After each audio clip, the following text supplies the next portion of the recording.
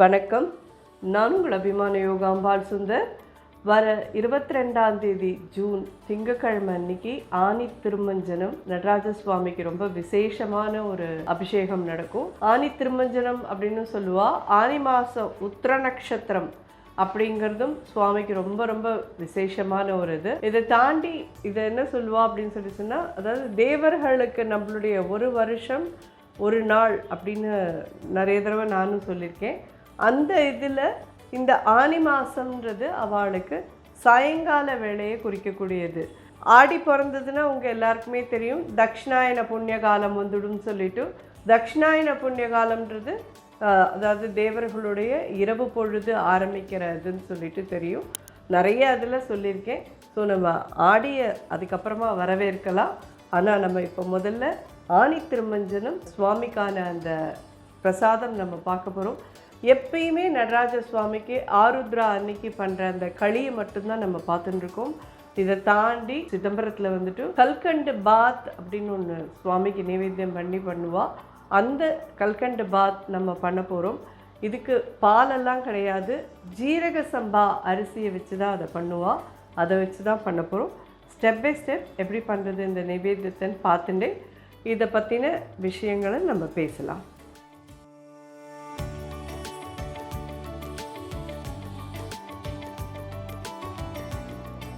So இது 1 cup ஜீரக சம்பா அரிசி நல்லா வாஷ் பண்ணி எடுத்து வச்சுருக்கேன். இதில் எடுத்துக்கிறது இதுக்கு 4 கப் கிட்ட தண்ணி விட்டுக்கிறேன்.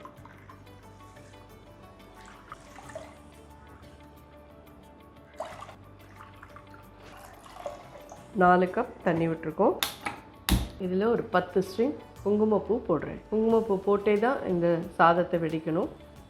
அதே மாதிரி இதுக்கு வந்துட்டு ஒரு கப் இது அப்படிங்கிறச்சு இது எவ்வளோ இருக்கும்னு சொல்லி கேட்டேன்னா ஒரு 150 கிராம்ஸ் டு 200 கிராம்ஸ் கிட்டக்க இருக்குது. அதுக்கு நான் 400 கிராம்ஸ் கிட்ட கல்கண்டு வாங்கிட்டுருக்கேன். இந்த மாதிரி குண்டு கல்கண்டு தான் நீங்கள் போட்டு பண்ணணும். டைமண்ட் கல்கண்டு போட்டு இதை பண்ண முடியாது. இந்த குண்டு கல்கண்டு ரொம்ப பெருசாக இருக்குதுன்னு உங்களுக்கு தோணிச்சுன்னா இதை 1-2 உடச்சிக்கோங்க. நீங்கள் கல் வச்சு உடச்சிட்டு இதில் போடலாம். பட் இப்போ போட வேண்டாம். இது நல்லா இந்த குங்குமப்பூவோட நல்லா இது கொதித்து வேகட்டும். ஒரு 4-5 விசில் வாங்குங்க. இது குழச்சலாக ஆனதுக்கு அப்புறமா அதை போட்டு எப்படி பண்ணுறதுன்னு பார்க்கலாம். குங்குமப்பூ நாங்கள் போடலை, எங்கள்கிட்ட இல்லை மாமி அப்படின்னு சொன்னீங்கன்னா நீங்கள் வந்து கொஞ்சம் கேசரி கலர் பவுடர் ஏதாவது போட்டுக்கிறேன்னா போட்டுக்கோங்க. ஆர் நீங்கள் வந்துட்டு இதில் மஞ்சப்பொடி மட்டும் போட்டு பண்ணிக்கிறேன்னா பண்ணிக்கோங்க. ஆனால் இந்த பிரசாதம் வந்து ஜீரக சம்பா சாதத்தில் பண்ணுறது தான் ரொம்ப விசேஷம். ஜீரக சம்பா அரிசி கிடைச்சவா வாங்கிக்கோங்க. எங்களுக்கு கிடைக்காது, எங்களுக்கு முடியாது அப்படிங்கிறவா பச்சரிசி வாங்கி பண்ணிக்கிறேன்னாலும் பண்ணிக்கலாம். ஒன்றுமே தப்பு கிடையாது. பகவானுக்கு நம்ம நைவேத்தியம் பண்ணுறது நம்ம மனசார மனசுத்தியோடு நம்ம பண்ணணும். அவ்வளோதானே ஒழிய அவர் இதுதான் வேணும் அதுதான் வேணும்னு அவர் சொல்லலை. நம்மளுடைய ஒரு இதுக்கு நம்ம பண்ணுறோம். இது அவ்வளோதான். கண்டிப்பாக நீங்கள் எப்படி பண்ணினாலும் அவர் ஏற்றுப்பார் அதை. ஸோ அவருக்கு ஒன்றும் இதெல்லாமே கிடையாது. நீ எப்படி கொடுத்தாலும் ஒன்றுமே இல்லை, எனக்கு 2 துளசியை வச்சு நீ எனக்கு வர்ஷிப் பண்ணால் கூட போரும் அப்படின்னு சொல்லிட்டு இருக்கிறவர் தான் பகவான். அதே மாதிரி நம்ம நடராஜாவுக்கு பண்ணுறோமா, ஒன்றுமே உங்களுக்கு கையில் ஒரு டம்ளர் பால் தான் இருக்குது, அதை வச்சு நான் நைவேத்தியம் பண்ணிக்கிறேன் அப்படின்னா கூட அது ஓகே, கண்டிப்பாக பண்ணிக்கோங்க. இதை ஒரு கொதி வந்துட்டு பார்த்தீங்கன்னா தெரியும். ஏன்னா அரிசி அடியில் உட்காந்துடக்கூடாது, அதனால் இது நல்லா கலந்து விட்டுக்கோங்க. இது நம்ம மூடி போட்டு மூடிடலாம். மீடியம் ஹையில் வச்சுருக்கேன். ஒரு 4 விசில் வரட்டும். 4 விசிலுக்கு அப்புறமா ப்ரெஷர் இறங்கின அப்புறமா திறந்து பார்த்து நெக்ஸ்ட்டு ஸ்டெப் பண்ணலாம். ஸோ நல்லா ப்ரெஷர் இறங்கிட்டு ஜோராக ரெடி ஆகிடுது. நல்லா ஒரு தடவை மாதிரி மசிச்சுக்கோங்க. ஏன்னா கல்கண்டை போட்டோன்னா அதுக்கப்புறம் அது வந்து நல்லா முழிச்சுன்றோம். அதனால் இதை வந்து ஒரு தடவை நல்லா மசிச்சுருவோம். 1 கப் அரிசிக்கு 4 கப் வாட்டர் கரெக்டாக இருந்தது பாருங்க. 4-5 விசில் கொடுத்தேன்னா இந்த மாதிரி ஜோராக குழஞ்சிடும். இப்போ இந்த கல்கண்டை இதில் ஆட் பண்ணலாம். சிம்மில் இருக்கட்டும், அடுத்து பெருசாக்கி காதையும். இந்த ஹீட்லேயே இது நல்லா கரையும். உங்களுக்கு இது ரொம்ப பயமாக இருந்ததுன்னா 2 தட்டு தட்டிட்டு இது போடுங்க.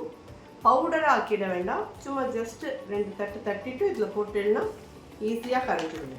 இது நல்லா கரைஞ்சி இது மெல்ட் ஆகி கொதிக்க ஆரம்பிக்கிறதுக்கு ஒரு 5 மினிட்ஸ் ஆகும். ஒரு 5 நிமிஷம் கழிச்சு பார்க்கலாம். இது பார்த்தீங்கன்னா நல்லா கரைஞ்சிருக்கு. இன்னும் 1 2 இருக்குது, அதுவுமே இப்படி கரைஞ்சிரும். இந்த ஸ்டேஜில் இதில் நெய் விட்டு இதை கொதிக்க விட ஆரம்பிக்கணும். 1 ஸ்பூன் 2 3 4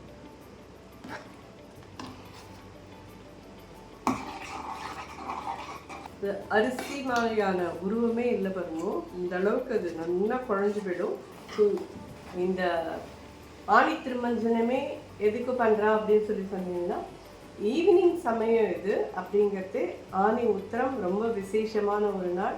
திருமஞ்சனம் அப்படின்னு சொன்னால் சுவாமிக்கு ஃபுல்லாக நடராஜ சுவாமிக்கு அபிஷேகம் பண்ணுற நாள். விதவிதமாக எல்லா பஞ்சகவியத்துலேருந்து ஆரம்பித்து எல்லா விதமான இதாலையும் அபிஷேகம் பண்ணுவா சுவாமிக்கு. விடிய விடிய விடிய அபிஷேகம் நடக்கும். அது எதுக்குன்னு சொல்லி கேட்டேன்னா, இந்த உஷ்ணம் பூமியில் தணியணும். ஏன்னா உங்களுக்கு சித்திரை வைகாசி ஆணிலாம் நல்லா கொளுத்தி எடுத்துருக்கோம் நமக்கு வெயில். இந்த வெயில் தணிஞ்சு இனிமேல் கொஞ்சம் குளிர்ச்சியாகி மழை பெய்யணும் அப்படின்ற ஒரு பிரார்த்தனைக்கோசரம் இதை பகவான்கிட்ட நம்ம வச்சுக்கிற ஒரு இது. இந்த ஆணி திருமஞ்சனம் பல ஆயிரக்கணக்கான வருஷங்களாக நடந்துட்டுருக்கு. இதை போய் பார்க்கறதுக்கு நமக்கு ஜென்மாந்திர புண்ணியம் இருந்தால் தான் இந்த ஆணி திருமஞ்சனத்தை போய் பார்த்து சுவாமியை தரிசனம் பண்ண முடியும் அப்படின்னு சொல்லி எல்லாரும் சொல்லுவா. நீ போயிருக்கியா அப்படின்னு கேட்டேன்னா, நானுமே இன்னும் போய் பார்த்ததில்லை, தரிசனம் பண்ணதில்லை. பட் ஆணி திருமஞ்சனத்துக்கு போயிட்டு வந்தவா எல்லாரும் சொல்லியிருக்கா, ஆணி திருமஞ்சனத்தன்னைக்கு பகவானை நம்ம கிட்ட கூப்பிட்டு ஏதோ அபிஷேகத்துக்கு ஏதாவது ஒரு திரவியத்துக்கு நம்மளை இது பண்ண சொல்லுவோம். நம்மளால் முடிஞ்சது நம்ம என்ன அவர் கொடுக்கறதுலேருந்து நம்ம எதுவுமே பெருசாக திருப்பி கொடுத்துட முடியாது. அவர் நிறைய நமக்கு பார்த்து கொடுப்பார். நம்ம அதுலேருந்து ஏதோ கொஞ்சம் நம்மளுடைய நன்றியை செலுத்திக்கிற மாதிரி ஏதோ ஒன்று இது பண்ணுவோம், அவ்வளோதான். அது மாதிரி இந்த ஆணி திருமஞ்சனம் ரொம்ப விசேஷமான ஒரு நாள். எல்லாரும் நிச்சயமாக முடிஞ்சவாரெலாம் போய் கண்டிப்பாக நேராக போய் தரிசனம் பண்ணிட்டு வாங்கும். அப்படி இல்லைன்றவா ஆற்றுல நடராஜ சுவாமியை நினச்சிட்டு இந்த நைவேத்தியம் பண்ணி கண்டிப்பாக எல்லோரும் வேண்டிக்கோங்க. இது நெய் நம்ம விட்டது எங்கேன்னு கேட்குறது பாருங்க. அங்கே பார்த்தீங்கன்னா இந்த பிரசாதம் கண்டிப்பாக கிடைக்கும் உங்கள் எல்லாருக்கும். நிறைய பேர் சிதம்பரத்துக்கு போயிருக்கிறவா எல்லாரும் இந்த பிரசாதத்தை வாங்கியிருந்துருப்பேன். இல்லை, இன்னும் ஒரு 4 ஸ்பூன் நெய் விடுறேன்.